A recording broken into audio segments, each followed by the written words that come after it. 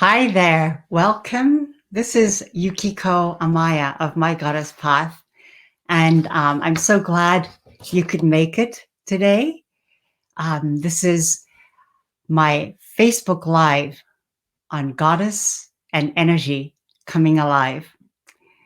So hope you're all doing well, and please let me know that you're here. Just type in that you're on and where you're from, okay? And say hello. So first of all, I wanted to introduce myself to you. My name is Yukiko Amaya. I am priestess of Goddess and priestess of Avalon.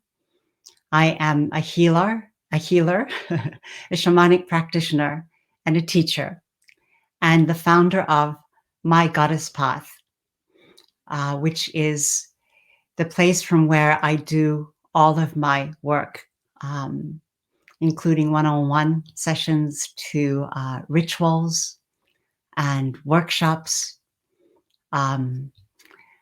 Also, the Goddess Wheel, which is a one-year course on all of the energies of the goddess around the wheel of the season, and also where I design, if you like, with the goddess, these sacred immersions to very powerful sacred places around the world for about 10 days. And we immerse ourselves in the energy of the land and of the goddess.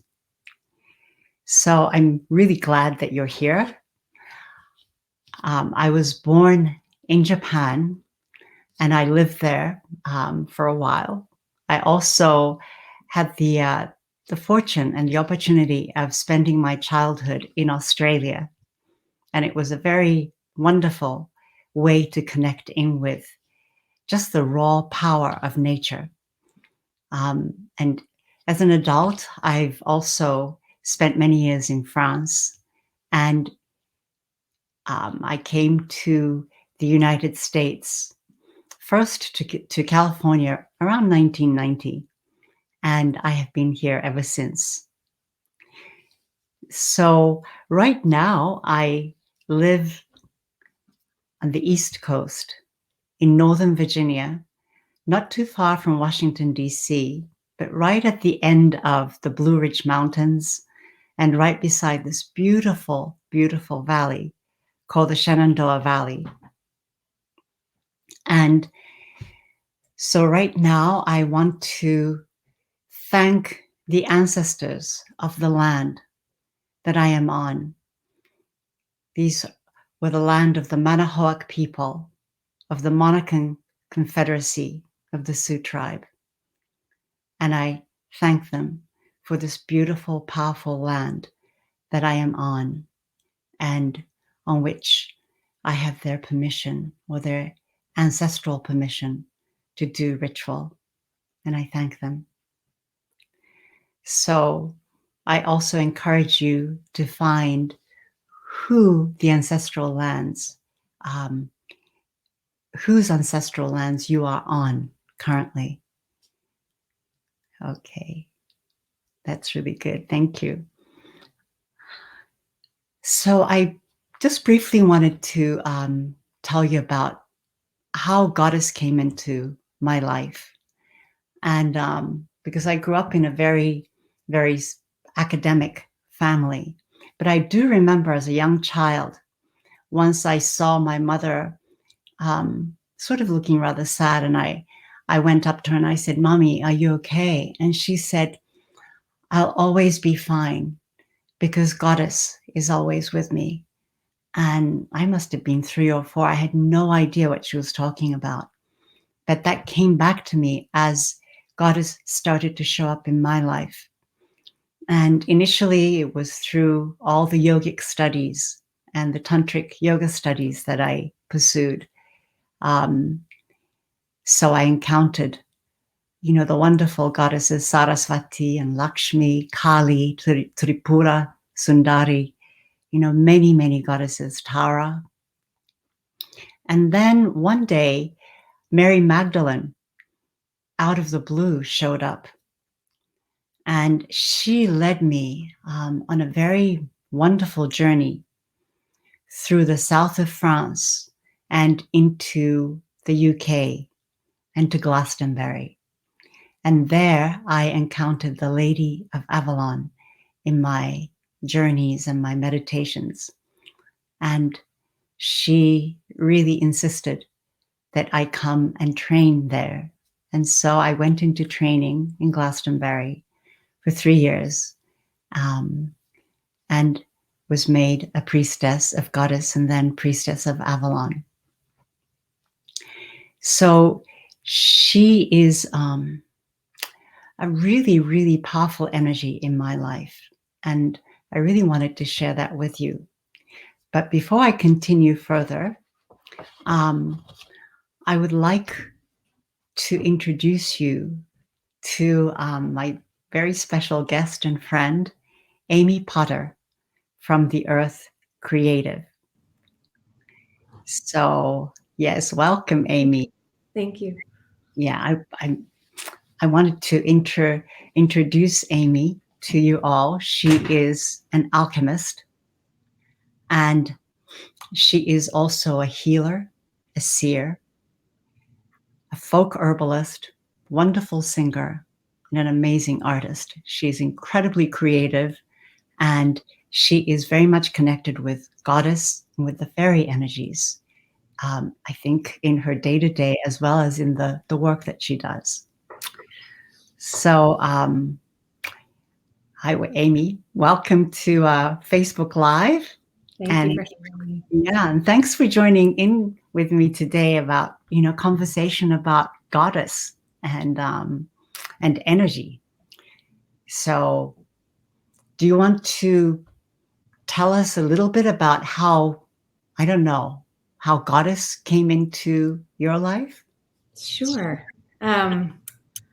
Well, thank you, first of all, for having me. It's really fun to be here and get to talk about Goddess. I think that if there's any of my friends and followers that are here, I think that some of them might think that Goddess is a new thing for me, but it was actually many, many years ago. I think I was in my early 20s, and I had a good friend who introduced me to the Wheel of the Year, and we would do celebrations. Like I remember a summer solstice celebration that we did on her little deck in Leesburg. But it was my first kind of foray into this world of energy. And I started collecting crystals and bought Green Witch spell books. So I started working with nature in a more direct way in my early 20s, but found out pretty quickly that doing spells is a tricky thing. So that enforcing or influencing your will on energies doesn't necessarily, it produces the outcome that you want, but not necessarily what's in the highest and best interest. So I think at the time, Bridget Jones' Diary came out, the book and the movie. So just being cheeky, I said, I think I need to give myself a witch name. So I called myself Bridget, after Bridget Jones' Diary, but knowing that she was also a goddess, but I didn't know much about her at all. And that night, I had a dream that I was carrying my cat Shakespeare through a wheat field, and it was a tamped down wheat field, and under all of the wheat were snakes. And I took Shakespeare to this big rock outcropping to safety. And I woke up the next day and looked up the goddess Bridget and realized that a lot of her symbolism came through in my dream. And I had no idea. I hadn't read about, she'd come in passing. So I thought, wow, this is an amazing synchronicity. But life went on, and I kind of paused on all of that and put it aside. And I always have and continue to have a love for nature. So that didn't go anywhere. But it was many years later, most recently, that Goddess has become more direct in my life. I've stepped into a role as a healer, through my work with flowers. I'm a floral designer by trade, but that wasn't very spiritually satisfying for me anymore. So I kind of did a redirect and started to look at my work with flowers as a healing modality. I'm there for births and deaths and marriages, and realized that they aren't just a frivolous thing, that there was something very sacred. Am I still with you? Yeah, my internet might be funky. So I started a business called From the Earth Creative. And while I did that, Reiki, a healing modality that works with energy, came into my life as well. And so things sort of exploded. And that led me to my work with Yukiko, who I've been on her journey through the seasons and deep dive into Goddess. And that's made me realize what an influence, that it wasn't just coincidence that Bridget called to me 20 some years ago, that really she's been guiding me my entire life as the patron goddess of healers and domestic animals and poetry and seers. I was like, look, there she's been all my life. So that's kind of, in a nutshell, my entry into the world of Goddess. Wow, that's really wonderful. And I'm sure that many of you just watching this, you might also have similar stories, because I feel like the energy of the goddess is really coming awake. It has been in the 20th century. There were many people, the late 19th, 20th century. Dion Fortune is a person that I think of, connected with Glastonbury, and it's becoming more and more alive, as I think as women we bring ourselves back from this kind of hibernation or incredible coma almost that we've been in for the past 5,000 years or so of patriarchy. And it's, we need to really shift, and nature is saying, please shift.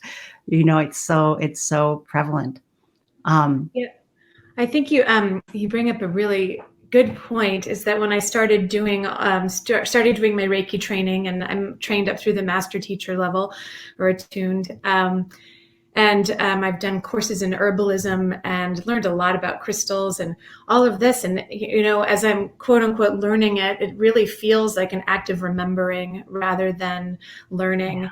And so I do completely feel that awakening that you're talking about, that it's awakening something that's deep inside of us. We carry it in our blood and bones as women. So, because we come from generations of healers and women that were connected to the earth in a really sacred, profound way. So, yeah. Yeah. No, that's really true about remembering. I have many clients who have said, I can remember it, but I don't know how to connect with it.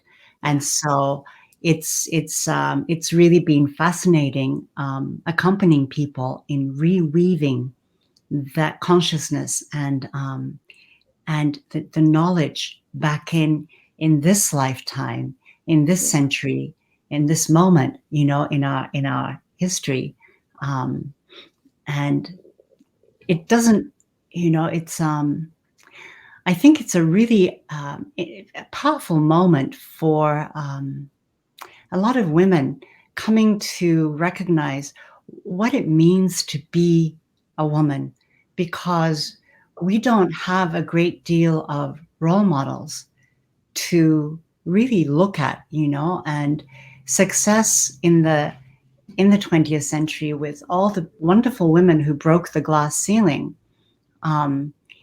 In a way, it was done by becoming even more male. Mm-hmm. Masculine, yeah. Than men. So we kind of really took on patriarchy and said, okay, I've figured out how to do this, and I'm going to be better at doing that than the guy next to me. And they had to really work hard. And I'm not denigrating any of that work. I think that it was part of the necessary pathway. And also, I feel that now it's a different, it's up to us right now to start to widen that pathway and to go, well, the power isn't in what the patriarchy has proposed to us, you know, but that the power is in connecting with oneself, but also with everything around us as like an equal member of the web of life. Right. Yeah.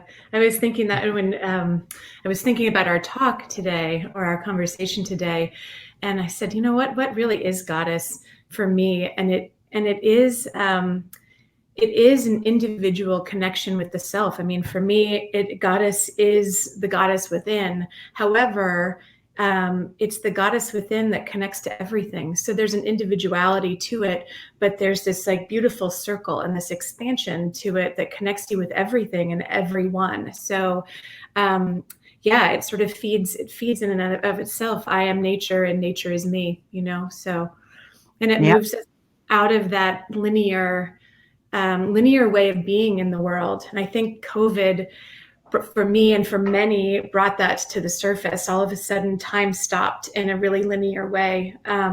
And we didn't have the day to day, especially during the time that we were, you know, on lockdown. We didn't have that, oh, today must be Wednesday because I'm doing this. Like it was sort of one day bled into the next. And it opened up this very, for me, feminine creative space, but it's an uncomfortable space because you go outward instead of forward or backward. And and it made me think about the reason or how From the Earth Creative was born. And I was working with a healer and to teach people how to connect with their intuition and with their most like wise parts of themselves. And she just breathes and connects you. She has you breathe and connect deeply with the earth till you're super heavy there. And all of a sudden in that stillness, like this magic comes flooding through and it expands. And my grandfather visited me and my father, and I just thought, like this is that still creative space, that it feels very feminine. And COVID sort of did that too, but it's uncomfortable. Oh, I think, yeah. So the way my first business was called Country Way, and it was based on, there was a lot of folk herbalism underneath it all, the symbolism of rosemary for remembrance and roses for love.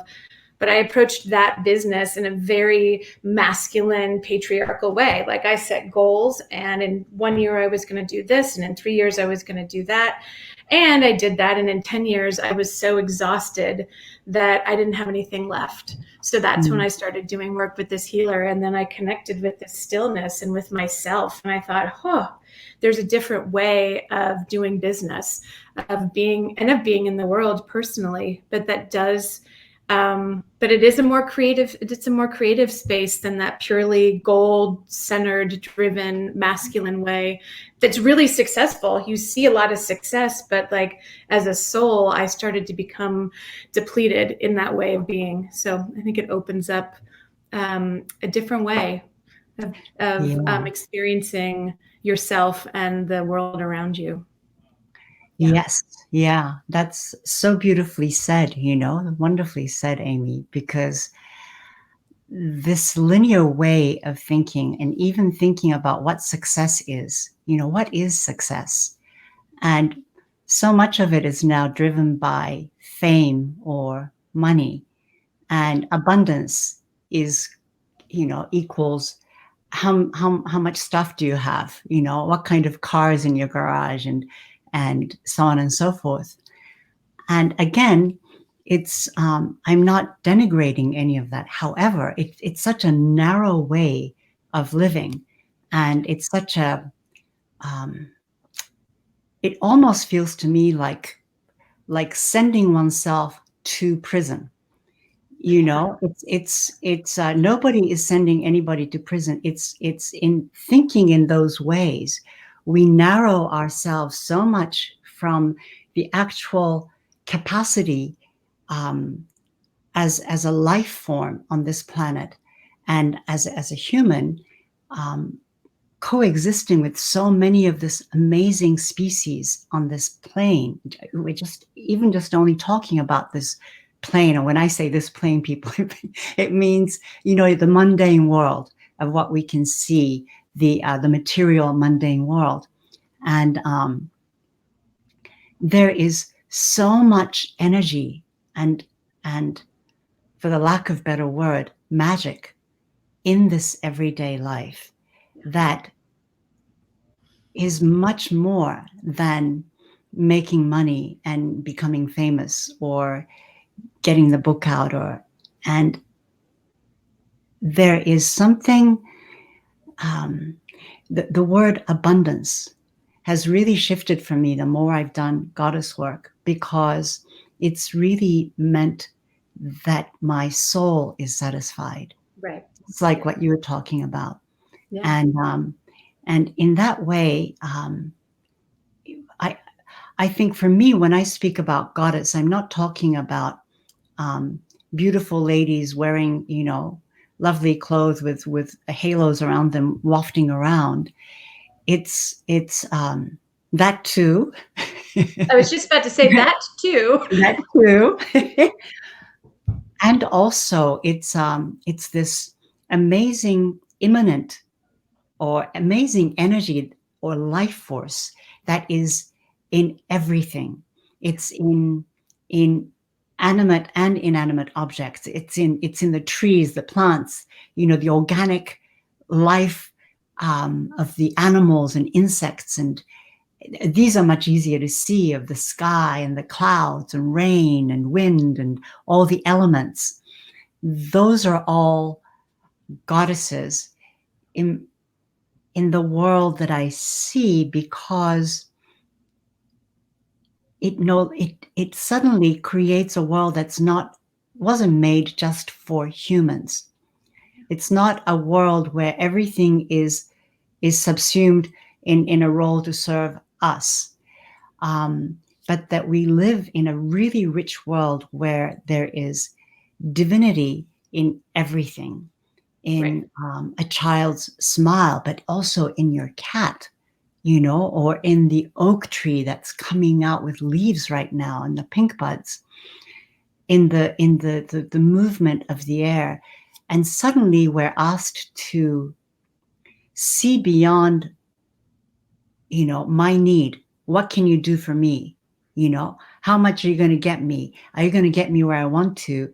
In looking at everything according to need, to feed into my scheme to get to the top. Yeah. But suddenly I'm in conversation with this amazing ecstatic richness of life. And that to me is goddess, or when I talk about goddess, it's about this way. First of all, it's about this point of view, a way of seeing, just like you were saying, that's completely different. Yeah. I would say, maybe you're talking about abundance. You made me think. I started several in October, I think, a daily ritual of waking up before sunrise. And some days, as a creative, your worst fear is to wake up and not be able to create something, but I think it speaks to letting that go. But watching the sunrise, I connected with that abundant creative energy, that endless. I thought about, gosh, like the millions of sunrises that came before and the millions of sunrises that will come after. And like, just you tap into something that really is beyond your comprehension, and to start to embrace that kind of abundance, and to surrender, to trust in that there will be a million more sunrises. I mean, if we take care of our planet, but there's a sense when you connect with nature in that way, of looking at the life cycle and the millions of rotations we've gone around this whole cycle of years, that you go, wow, like that's abundance. It's an abundance that you can't even comprehend. So why waste your time casting spells when you can tap into that field of potentiality and say, like, this is what I want. Like, I want an abundantly successful business that speaks to my heart and to my spirit. And whatever success, that doesn't mean like I want $1 million. That would be great. But like the abundance of seeing the joys, like my cherry. I was hoping to broadcast from outside today because the cherry trees are in full bloom. Wow. And just experiencing the abundance of those millions of petals unfurling. And like, to me, that's an abundance that's beyond our human mind to understand. Like, our souls can understand it. And that's where that energy comes in, that we are connected from an energetic stance to that abundance, and we're a part of that. So it's not outside of us, it's within us. And so yeah, abundance has really, that idea of abundance has really shifted for me, doing goddess work and energy work. It's limitless, and that's an amazing thing to think of. Well, I mean, what if I can't write that poem tomorrow? Well, there's going to be another one, just like there'll be another sunrise and another sunset and another winter and another spring. So yeah, I mean, nature is a lot more than just pretty petals on a tree. Yeah. And I really love the point that you touched on there, Amy, about there's this thing of wonder. Yeah. That wonder, the amazement, the awe and wonder, and to find that the ecstatic connection with the world, which is sort of the beginning place where a portal opens up.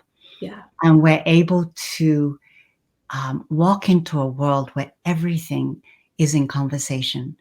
And it's that amazement, which is, I feel, also the way into healing, that somehow healing to make whole, is really about the capacity to be able to be amazed, to be able to join in to the chorus of creative life that's happening every single moment, whether we're there or not. It's happening. Yep.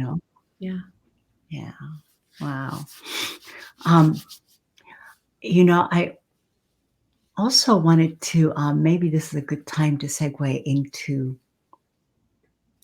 talking about this concept, especially in the Celtic way of looking at, well, we call it Celtic, okay, people. So goddess.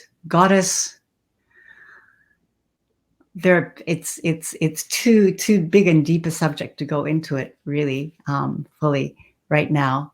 But part of the Western system of looking at goddess, a Western way of looking at goddess, has been passed down despite paganism being brought down by Christianity and sort of looked at as something evil. And we all know about the terrible witch hunt that happened in Europe for 3 centuries.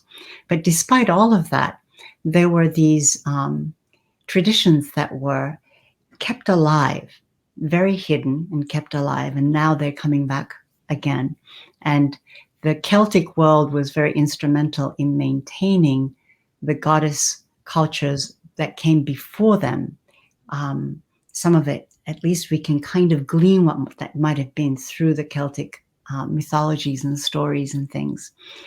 And in the Celtic system, which I find really fascinating, is instead of there being, heaven and hell and this world, it's this world and otherworld. And it's the world of the seen where we are, and the other world, the unseen. And so we can also talk about energy as being something that is unseen. And yet we know that everything, scientifically, everything in this world is energy. But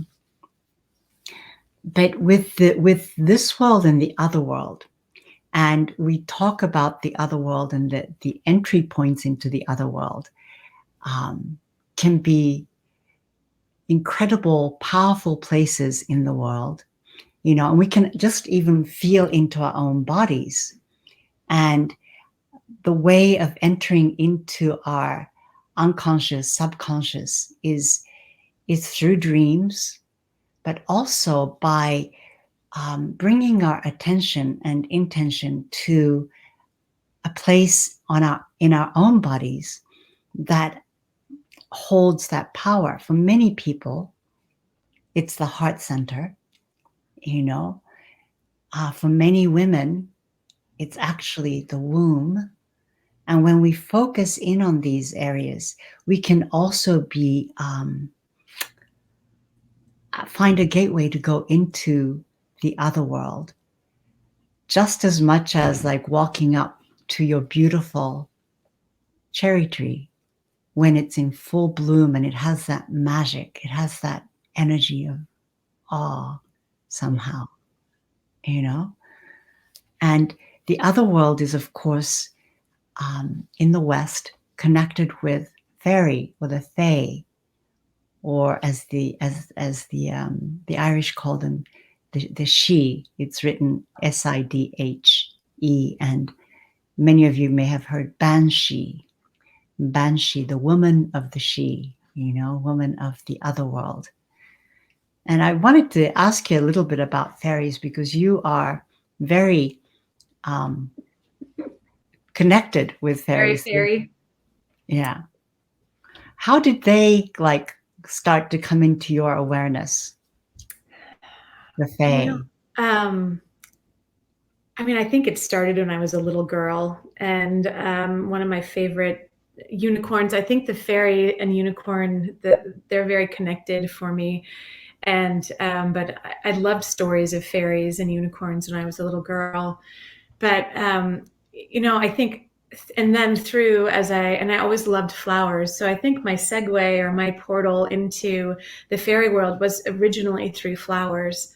But I had a profound experience, and I haven't shared it with many people because it kind of makes me sound a little crazy, but it's okay. I'm going to share it. I moved into this house where we live now about 20 years ago. And I felt like it was a very magical property. And I worked with an intuitive at the time just to have her check in with the energies of the land. And she said, I'm being told for you to put a St. Bridget's cross over your front door. And I giggled to myself because it was only about maybe 2 or 3 years earlier that I had given myself the witch name Bridget. So I was like, well, that makes sense. Okay. And then about, 6 or 8 months later, I had this painting next to my bed. And it's of this woman that reminded me she was I think she's a debutante. And in my California days, I was actually a debutante, which I also don't tell many people. But she reminded me, but she was very sad, which is what I kind of felt at this coming out party. But I was having trouble sleeping. And one night this painting kind of came to life. Like there was this beautiful light that came through the window or through my doorway actually, and no lights were on in the house, and it centered the painting. And I heard that this painting was a portal for me, that I could walk through this portal and all of a sudden be able to see the fairies and see the other world. And at the time I said, I was reading Celestine Prophecy of all things at the time as well. And I was like, are you kidding me? I don't want to see the fairies. I don't want to see the other world. So I was like, I'm going to close my eyes and hide back under the covers because it was too much for me at the time. But they were always there and waiting for me. So, I think in the past 5 or 6 years, probably, I work with them more directly now. And that world is actually very beautiful. The other world is a remarkable world and a place. I think I wrote for my website, we become magicians in the space between words and sentences, notes and song. So to me, that space is the other world, is a space, a creative space that we as humans can co-create with.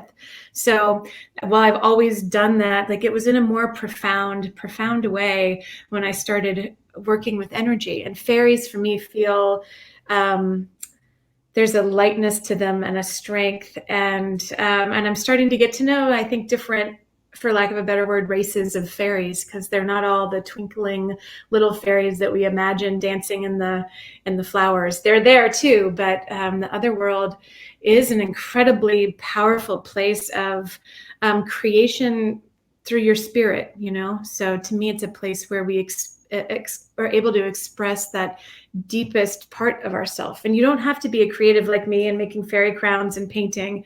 Like we all, in our stillness, have access to that space between that. To me, that feels very much like the other world. Yeah. Well said. Yeah. Oh, yeah. For me, it's like it's a place of great wisdom. Yeah. And I'm hearing an echo. Are you hearing an echo? Now I am with you. Yeah. Yes. Okay. I I'm going to wasn't. put my. The Yeah. Faerie are strong. They've decided to join our Fairies are conversation. tuning up. They're going, okay, let's give her an echo. Hang on. Okay. Is the echo still there? I think it's good. Is that good? I'm still hearing an echo in my ears. But okay. So a place of wisdom. Oftentimes, I will go into the other world to receive instruction of even of how to proceed about something, about a project, because I have a very strong will. I'm very willful. and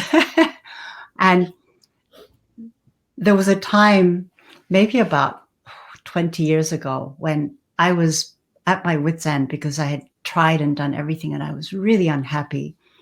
And unhappy with the work that I was doing. I was being flown around the world producing, huge commercials, television commercials for these companies. And I was so unhappy. And I was in a relationship with a perfectly wonderful guy, and I was not happy. And so I remember going to see this wise man and said, I'm so unhappy, but I don't know what to do. And basically I've done everything and I have a sense that my will, if I follow my will, it's leading me down a path that I don't even want to go down. Right. So right. I don't know what to do. And this wise person said to me, I have exactly the practice for you. And I said, thank goodness somebody's got a practice for me. And he gave me this chant. And he was a yogi from India. And but this yogi, or a scholar actually, Panditji, he gave me this practice wherein I had to chant to the Great Mother, saying, I give myself over to you, and I will follow you. Let it be your will, not mine. And after doing that practice, it's my life really started to shift and change, and in a very big way.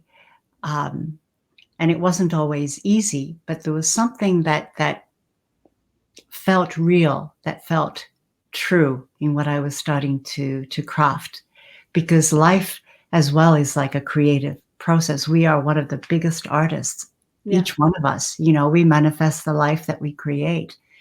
And so it's become a practice for me to always consult with the other world. For me, it's usually the Lady of Avalon, but sometimes there are others that show up. And so it's I feel like the way, perhaps, and this is something that's been coming to me, is that perhaps the way that we're supposed to be creating here in this world is in conjunction with all the other energies, that we are weaving together an enormous tapestry. And that when we cut everything else off, somehow the craft of how to really go about doing that is lost. And we start just focusing on one area instead of this whole thing that's needs to be woven somehow, Yeah, I mean, again, I think that's a really beautiful way of putting it. And I think it's like the tapestry of all of our energies. And I think that the work that you do and the work that I do and many of the healers do is, to me, it's our intuition and our spirits are connected with that other world. And when we start to truly live our lives from a place of spirit, then we do connect. I mean, just from a scientific level, we are connecting, consciously tapping into that energy that connects us all. And it's a lot easier. It's harder in some ways because our egos want to keep us safe, and our egos say, oh, you need a business plan. I do have a business plan, but it's a way different business plan than, from the patriarchal, like, here's my 5-year goal, breaking down the finances. But like, our egos want us to have that safety net. And like, I've been doing a lot of what I teach or share with my clients is this act of surrendering into that tapestry where we're all connected. And surrender takes this huge leap of faith, or this huge act of trust to say, Goddess has me, or whomever you want to put your faith in. You can put your faith in yourself or the stars. It doesn't, but it takes that trust to say, everything's going to turn out okay, because our egos want to control it and say, this is the way to make everything okay. And I can live life like that, but my soul says no. And you're not truly connecting into that tapestry when you live life that way. But when you start to awaken that spirit, that tapestry just grows tighter and tighter and tighter, and the more wisdom you're able to access. And it is this process of allowing rather than willing it.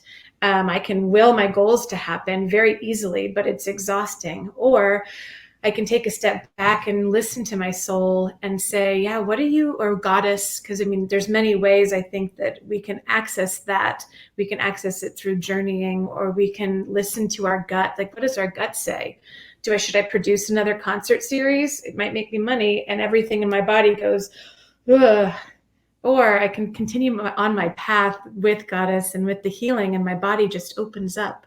So when we live in that open place, I think that's where the weaver of life and the tapestry just becomes really rich and beautiful.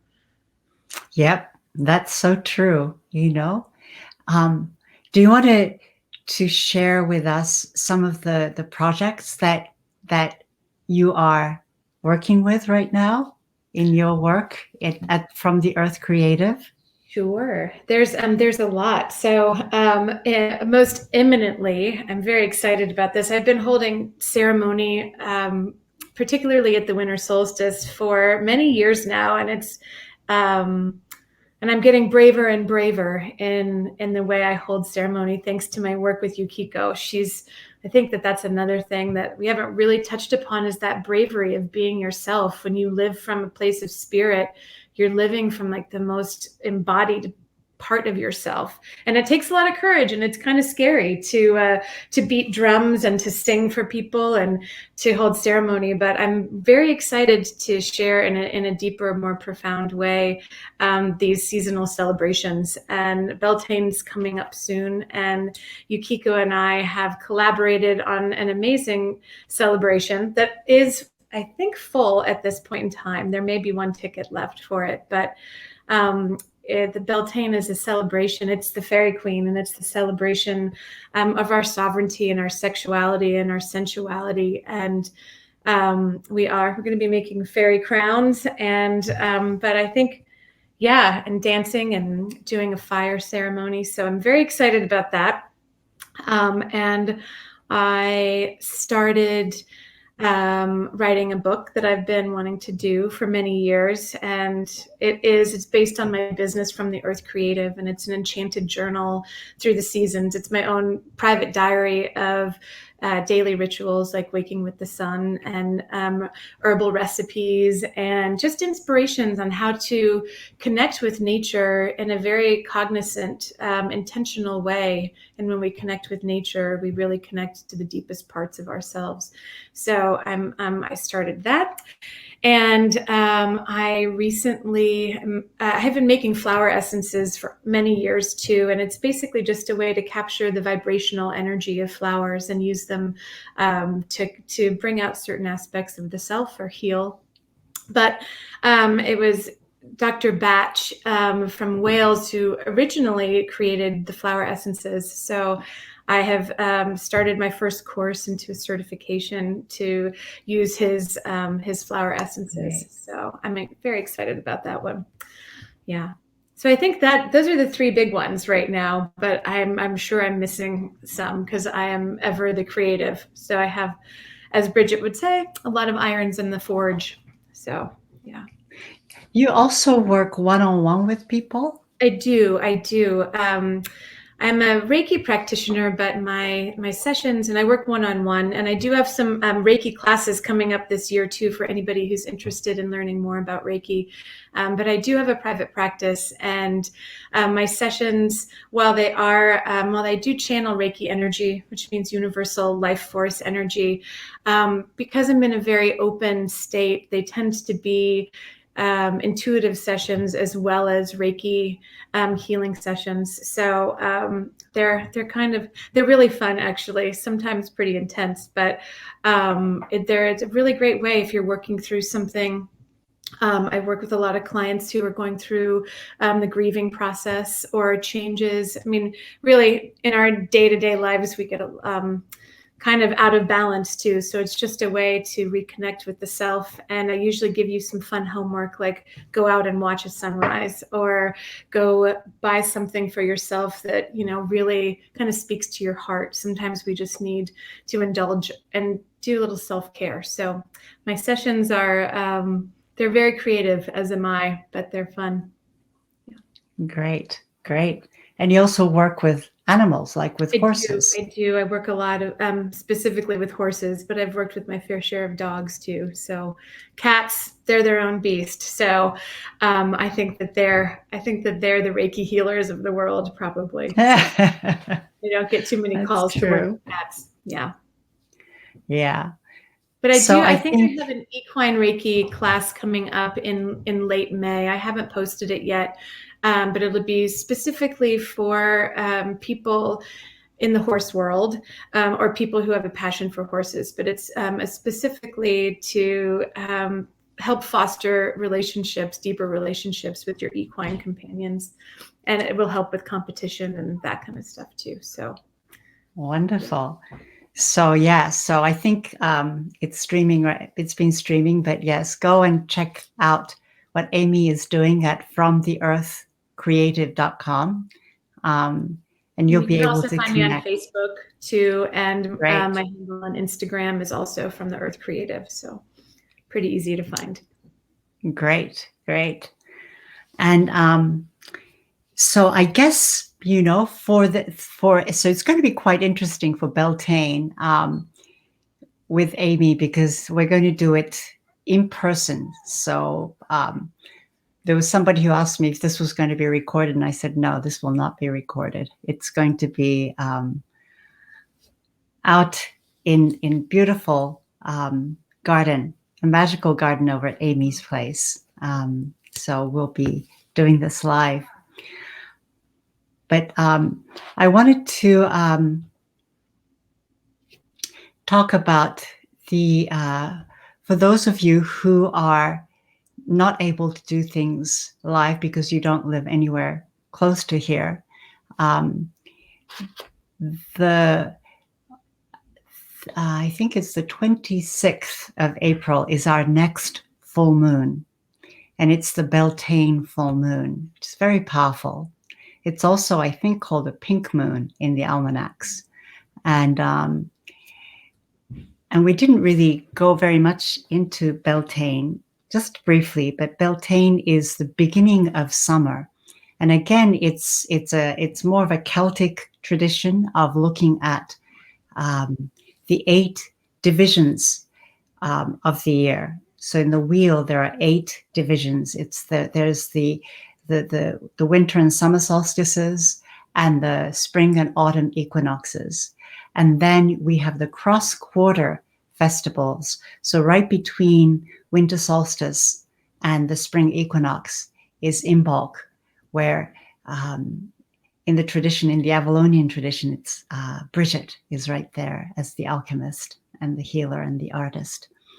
And then between spring equinox and summer solstice is Beltane.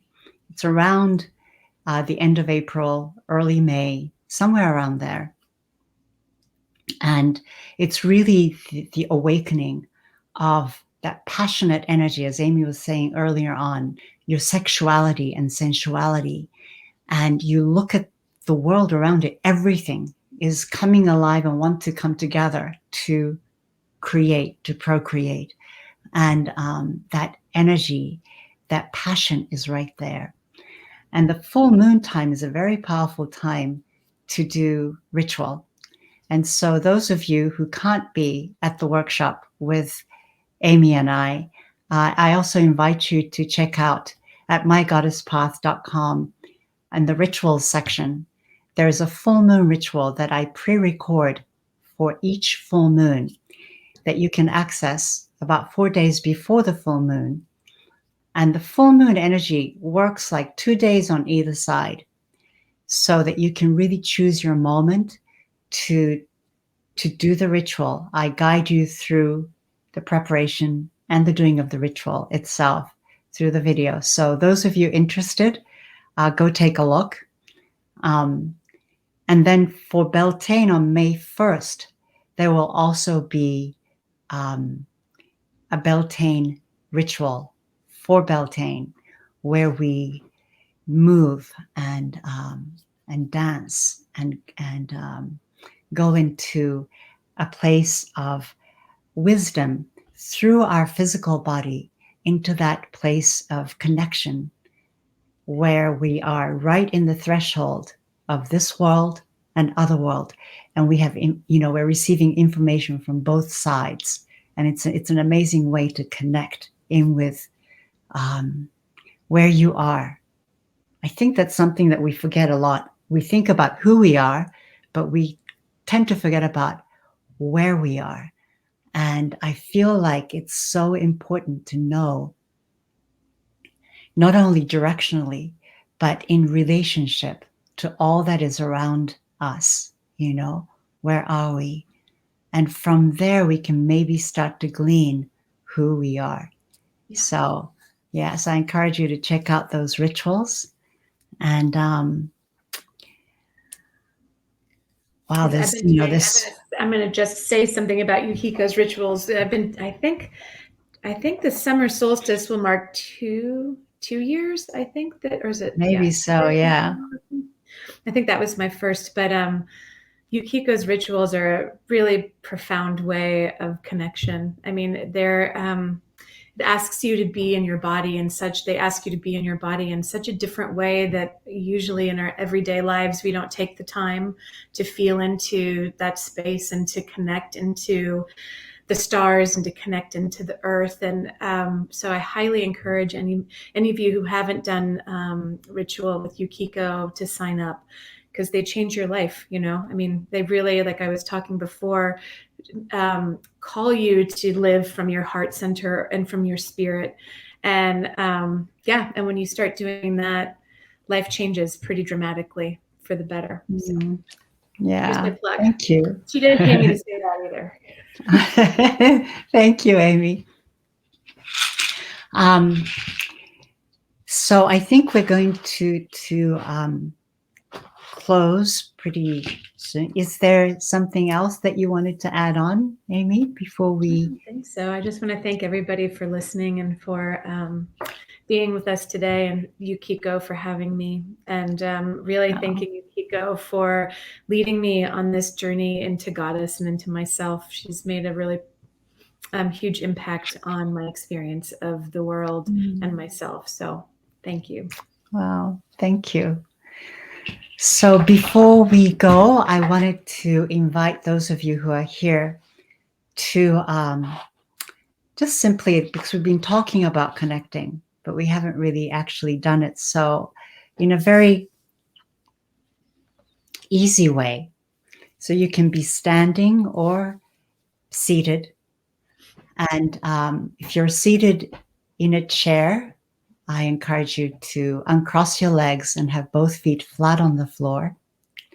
And if you're sitting on the floor cross-legged, just feeling the sit bones dropping in and the spine rising like a beautiful serpent up the tree of life. And letting your breath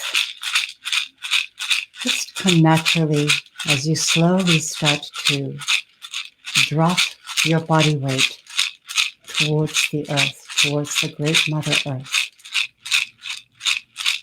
Good, that's it. Softening maybe 5% more the entire skin on your body.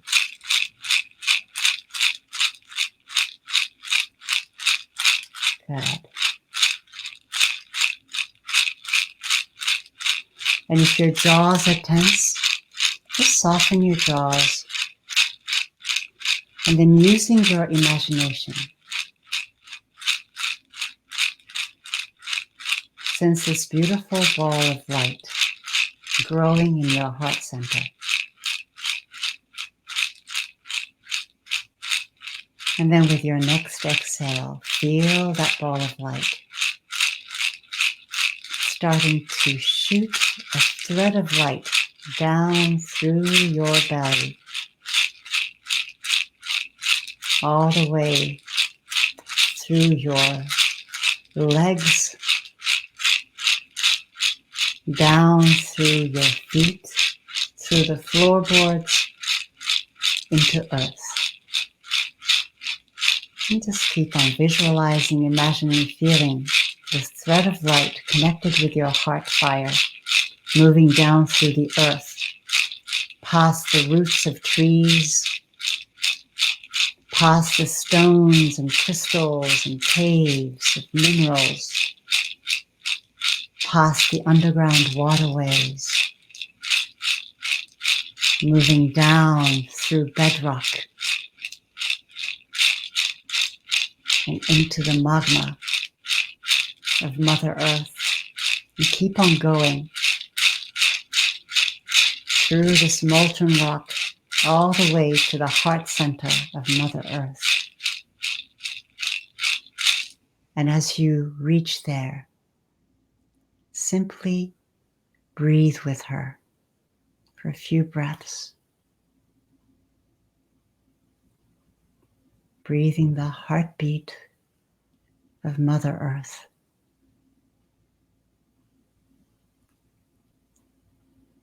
Good, and then with your next inhale,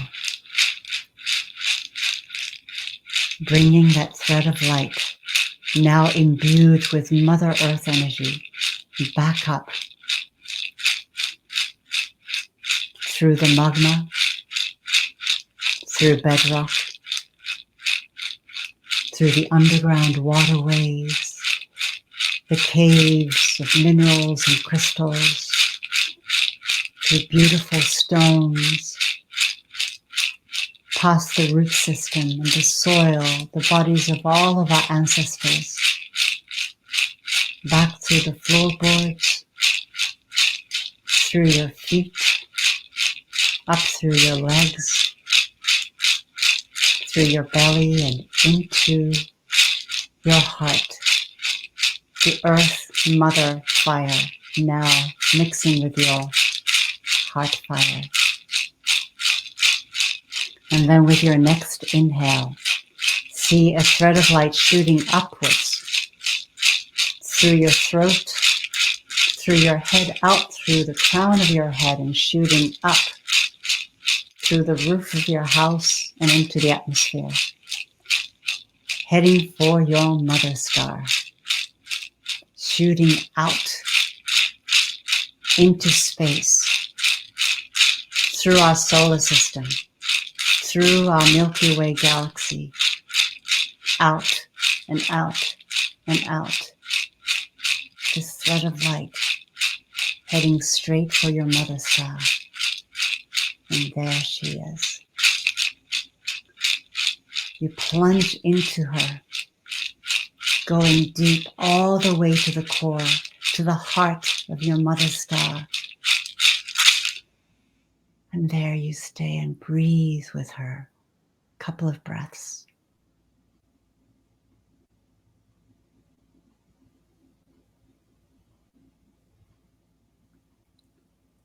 And then with your next exhale, bringing down the mother star energy, reeling it back in, the thread coming back through space, through the Milky Way galaxy, through our own solar system. There is Earth, our blue planet. And at the speed of light, practically coming through the atmosphere, through the clouds, through the roof of your house, through the crown of your head, back into your heart space. And then I invite you to open your arms wide. Feel in your heart center, star fire, earth fire, and your soul fire, and your human heart fire, all coming together, swirling.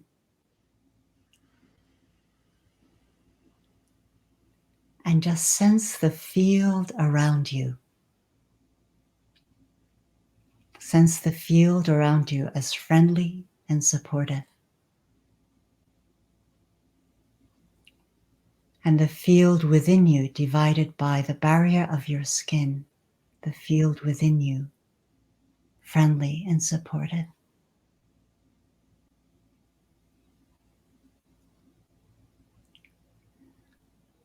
Great Goddess, I thank you, Lady of Avalon, Lady Hiawatha of this land.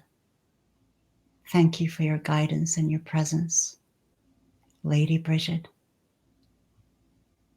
Rhiannon, Lady Danu, the great fairy queen. We thank you. And all the spirits of earth, air, fire, water, and of all the plants and flowers, animals, birds. And thank you for each other. May this day bring great joy and blessings to all. Blessed be. Okay. Thank you, everyone. Thank you. Goodbye. Bye-bye. Sending love. Yes, yes, yes.